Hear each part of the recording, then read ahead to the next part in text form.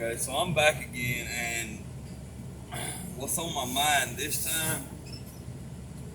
Criminology, the police. Just to show you the level of evilness and corruptness that's going on in our justice system with our cops. All right, first off, let me make myself clear.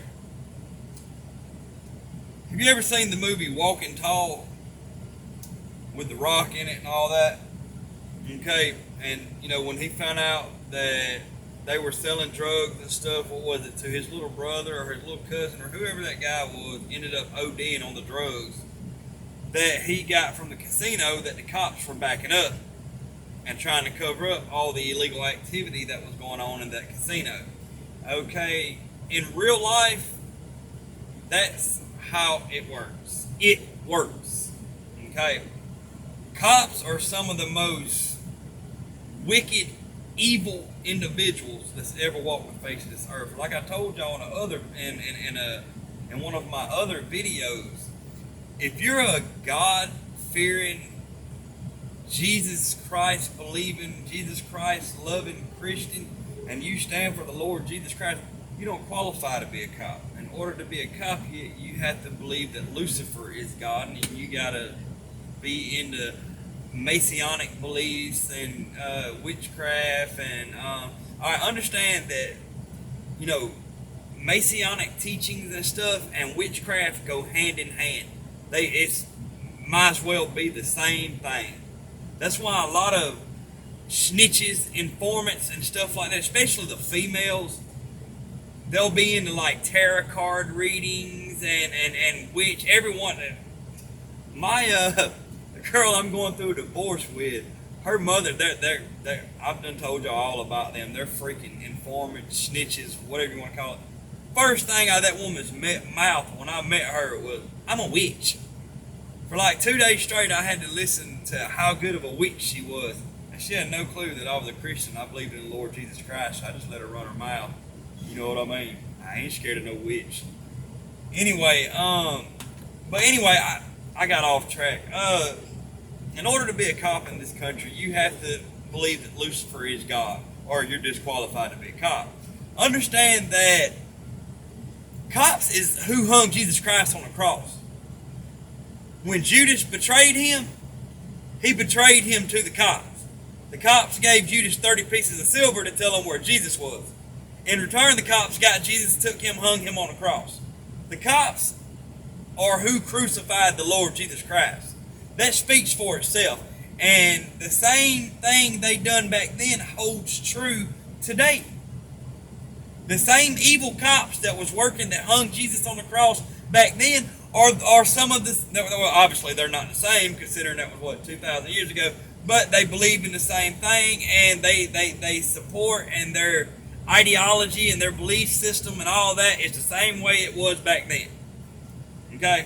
They're cowards, they're Satanists, Luciferians, Satanists, same thing. Understand that. I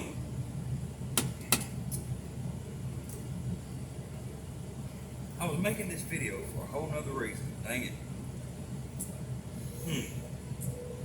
I forgot what I was making this doggone video for.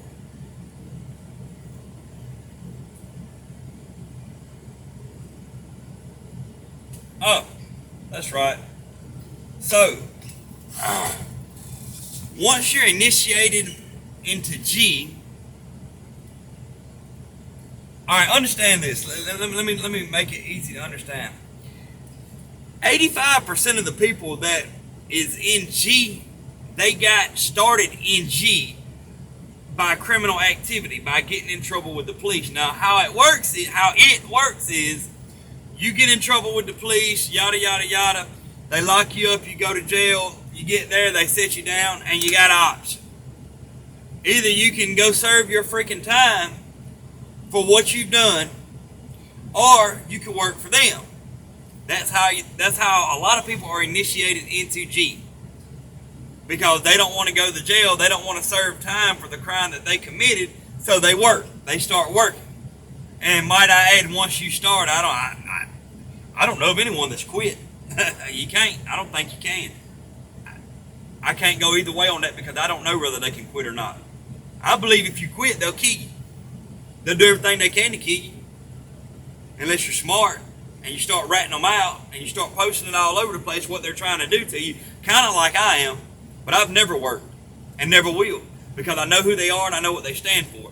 Anyway, these guys, they've got so advanced in the study of criminology and stuff. If you have family members, let's say you got 5 or 6 family members in your blood relatives, your immediate family, brother, sister, cousin, dad, whatever, that's been in and out of jail, all of them. Okay, that they're looking at the bloodline here. Okay, if you got a bunch of people in your family that's been in and out of jail, you are a perfect target for these guys to do this to. Okay, but what they're doing is they're picking people like me and other people whose family history has a lot of people in it that's been in and out of jail, in and out of jail, in and out of jail, in and out of jail. And they're picking people like me and studying them by putting pinhole cameras and stuff in their home, monitoring everything that they do, from what they eat to what they wear to how they move to how they think. Your stuff you don't even think of. Everything. Every freaking habit you have from the time you get up in the morning to the time that you go to bed, they want to know about it. They are studying this stuff, and they are using the data and the information that they've gained off of you to teach their classes and stuff, their criminology classes and their what is it? When you go to school for criminal justice and stuff, they're using the data that they're finding and collecting off of good people. Now understand, I got a lot of criminals in my family. I own up to that, okay? My dad was in and out of jail, you know what I mean? Dad never hurt no one, you know what I mean? If he hurt somebody, it's because they brought the fight to him and Dad done what he had to do. My dad was a good-hearted man. I mean, he'll give you the shirt off his back. And like I said, he liked to drink. He done a little bit of drugs and stuff, and that's what got him in trouble and got him, kept him in and out of jail, stuff like that.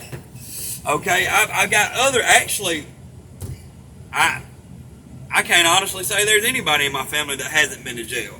Okay, so I was a prime candidate. You know what I mean? I've also been to jail. Probably 5 times in my whole life. Misdemeanor stuff. The longest I ever sat there was like 2 weeks. Longest. I don't even think it was 2 weeks. Probably less than that. You know what I mean? But I've been to jail. Okay? So, being that my bloodline comes from my father, and he was in and out of jail, and his father was in and out of jail, and they, done drugs, and they like to drink and stuff like that, I'm a prime candidate for this. You know what I mean? But anyway, these guys, dude, like I said, me and my wife lived in Pooler, Georgia, and this is when I really just lost my damn cool and realized what they was doing as far as having cameras and stuff in my fucking home, forgive me Lord, in my home, and monitoring everything that I do, everything, from my phone, what time I get up, what time I go to bed, what did I eat, every action, every move, my train of thought, everything, they was monitoring. Okay, this is pure freaking evil to do somebody like this. All in the name of science and learning, and really, you destroy a man's whole damn life. Violate every constitutional right that he has. Utterly, just stalk, harass, torture, anything you could think of for classroom purposes. I don't even know, classroom purposes. Collecting data so that you could use this when you're teaching classes and stuff for the next few years. Look, just because I have a criminal bloodline, so to speak, doesn't mean I'm a bad person. I'm actually, and don't mean to toot my own horn here, but I'm 5,000 times better of a person than the damn people you got actually doing these things to me. Like literally, I get up and go to work every day of my life. I got 2 boys that I love more than anything in the world. And I do everything I can to take care of them. I took care of y'all snitching POS informant that y'all put with me 7 years ago, tricked me into getting married, everything. I took care of that piece of crap girl that I'm married to. Even had kids with her and still took care of that low-life scumbag that was working for y'all. And I knew, pretty much right off the jump what she was doing. And I still took care of her. That's who I am. That's what kind of man I am. And you cowards know it. Every day of my freaking life since you low-life scumbags started this crap, I've been working to take care of my family. So, while you're trying to end my bloodline, while you're putting stuff in my food to kill me, to lower my sperm count, to make sure I can't reproduce so that my bloodline stops here, just know I'm on to you. I'm going to continue to expose you. Not only am I going to expose you coward freaking cops and justice system, I'm going to expose all of G. Everything. I don't care. You cowards have tried to kill me. You've tried to stop me from reproducing children so that my bloodline ends here. Oh yeah, I know what you've done. But guess what?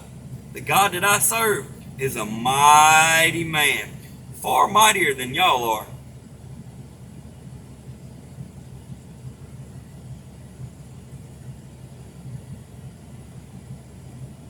And guess what? He ain't gonna let you stop me or bother me either. Just know that. I love you guys. You good, God-fearing Christians that actually have a heart, that love the Lord Jesus Christ, that knows for a fact that Satan, Lucifer, isn't God. I love you guys. Y'all keep praying. And I'm gonna do everything I can to see to it this comes to a stop. I hate them cowards with a passion. I despise evil. And I despise them cowards for what they've done to me and other people. They're low-life scumbags. Every one of them. All 52 million, if I'm correct. I believe it was like 52 million strong they are. Low-life scumbags.